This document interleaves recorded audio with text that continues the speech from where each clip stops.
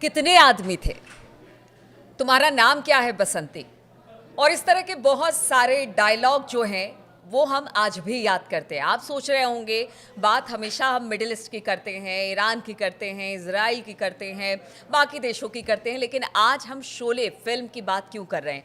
देखिए, ये हमारे देश के लिए भी आइकॉनिक फिल्म है, लेकिन ईरान ने भी अब इसे याद किया है। और ईरान ने इसको किस लिए याद किया है, कैसे याद किया है, और क्या कुछ इसको लेकर कहा गया है, बातचीत करने के लिए मयंक मेरे साथ है। देखिए, युद्ध की बातें बहुत होती हैं, लेकिन आज फिल्म की बात होगी।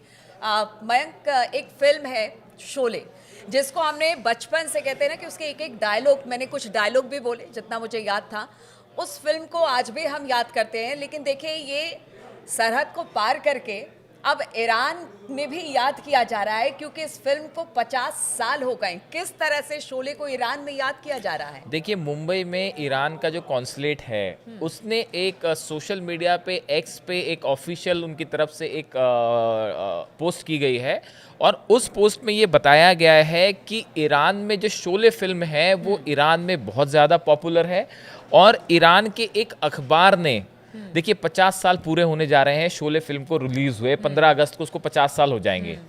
इस मौके पर, उसके पहले ही, देखिए अभी तो अगस्त आने में टाइम है, लेकिन उसके पहले ही ईरान के एक अखबार ने, हम आपको विजुअल दिखाएंगे उसके, फुल पेज कवरेज करी है शोले फिल्म के ऊपर, और उसको ट्रिब्यूट किया है कि भाई 50 साल पूरे हुए। और उसमें आर्टिकल में बताया है ईरान की भाषा में कि कैसे इस फिल्म का प्रभाव ईरान के लोगों पर रहा, कैसे उसको वहाँ पसंद किया गया। देखिए, मैं आपको ऑफिशियल जो ट्वीट है ईरान के कॉन्सुलेट का वो पढ़ के बताता हूँ।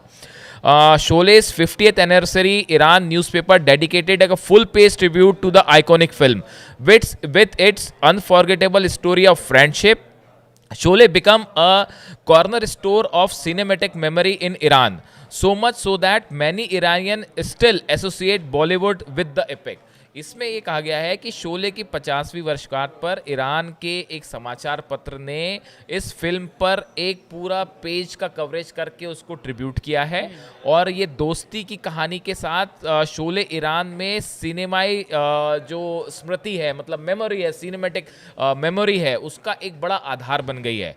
और ईरान के बहुत से लोग जो हैं वो अपने आप को बॉलीवुड से और इस फिल्म से जुड़ा हुआ महसूस करते हैं, कनेक्ट करके बताते हैं। इसमें देखिए, इस पोस्ट में ये भी बताया गया है कि ईरान के एक एक्टर हैं नवीद ममजा, इन्होंने एक फिल्म की ईरान में, ईरान की भाषा में एक फिल्म हुई, और उसमें उन्होंने गब्बर का जो रोल था, गब्बर का जो गेटअप था शोले फिल्म में, बिल्कुल वैसा गेटअप ईरान की उस फिल्म में भी रखा। देखिए, हालांकि इसको आगे बताएंगे मयंक, लेकिन हम आपको बता दें कि अमूमन ज्यादातर लोगों ने ये फिल्म देखी होगी शोले, जिसमें जय, वीरू, गब्बर, ठाकुर, बसंती।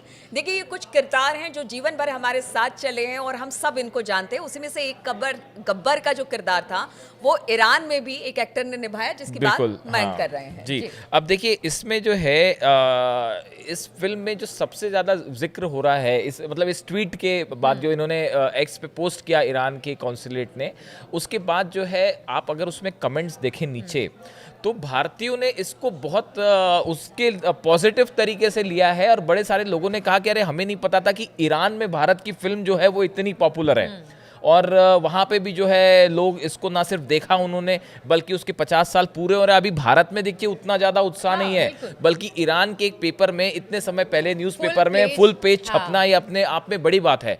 और इसके साथ आप देखिए, बड़े सारे लोग इस तरह की बात कर रहे हैं कि ये जो पूरी फिल्म थी, शोले फिल्म का जो, हालांकि इसमें बड़े सारे फ्लेवर थे, कई रंग थे शोले के, लेकिन इसमें जो इसका कंपोनेंट था वो थी जय और वीरों की दोस्ती।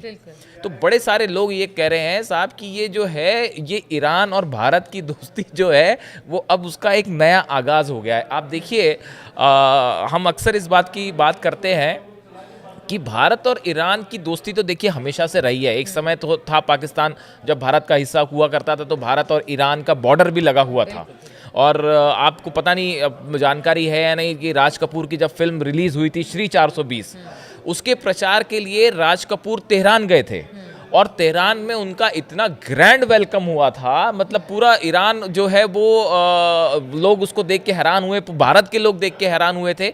श्री 420 जब रिलीज़ हुई तेहरान में, तो उसको बाकायदा ईरानियन भाषा में जो है उसको डब किया जा रहा था, मतलब उसमें सबटाइटल्स जो है ईरान की भाषा के भी लगाए गए थे। और राज कपूर को देखने के लिए सैकड़ों ईरान के लोग जो है वो उमड़ पड़े थे, तो उनका बड़ा ग्रैंड वेलकम हुआ था। तो ईरान और भारत की जो फिल्म लेगेसी है ये काफ़ी पुरानी रही है, और आप ईरान की काफ़ी सारे फिल्में जो हैं वो भारत में भी देखी जाती हैं। बहुत अच्छी अच्छी ईरानियन फिल्म है जिसको देखा गया है। अब बहुत सारे देखिए मैंने 2 ईरान की फिल्में देखी हैं, और दोनों एकेडमी अवार्ड विनिंग फिल्म्स हैं। जो इंटरनेशनल ईरान की जो फॉरेन लैंग्वेज फिल्म्स होती है, मतलब उस कैटेगरी में ईरान का बड़ा अच्छा, उसको बहुत अच्छा माना जाता है। एक तो उनकी फिल्म है सेपरेशन, ये शायद 2012 या 13 में रिलीज हुई थी, सेपरेशन फिल्म है। और दूसरी द सेल्समैन, ये शायद 2017 में रिलीज फिल्म थी। और दोनों जो है असगर फरादी साहब हैं, इनकी फिल्म थी वो, और दोनों को जो है best academy award for foreign films भी मिला था। बट अच्छा देखिए, फिल्म जो एक माध्यम है कला संस्कृति के आदान प्रदान का, और उसमें अगर शोले की बात की जाती है खासतौर पर, वो इंडियन फिल्म में अगर जो टॉप 10 फिल्में हैं उसमें एक फिल्म शोले भी है, बिल्कुल, जिसको कि हम जब भी बैठ के देखते हैं तो हम देखते हैं। तो इसका प्रभाव, जैसे बाहर के देशों की भी बहुत सारी फिल्में हैं जो हमें बहुत अच्छी लगती हैं, उससे बहुत सारी चीजें सीखने को मिलती है, तो शोले भी उसमें से एक आइकॉनिक फिल्म है जिसको ईरान में भी अब याद किया जा रहा है। ये शायद यही वजह है कि ईरान में जो है वो इसको काफ़ी पसंद किया जाता है। और इसीलिए आप देखें, अगर आप ट्वीट देखें तो with its unforgettable story of friendship, Sholay become a corner store of cinematic memory in Iran. ये जो है काउंसिलेट ने जो ट्वीट किया, एक्स पे जो उन्होंने पोस्ट किया है, तो देखिए फ्रेंडशिप इसका एक कोर है। और इसके अलावा भी आप देखें कि जो फिल्में भारत में रिलीज होती हैं वो ईरान में भी उसको उनका प्रदर्शन होता है, ईरान में भी लोग उसको पसंद करते हैं। लेकिन एक बड़ी जो गौर करने वाली बात ये है कि देखिए,